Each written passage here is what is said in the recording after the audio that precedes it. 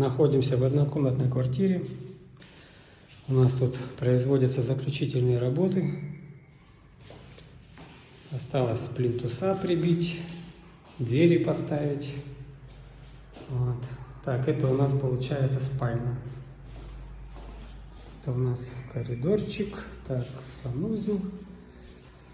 Это у нас кухня-гостиная. Получается, там будет располагаться кухня. Вот такой небольшой балкончик тоже. Вот. Так, это наш двор.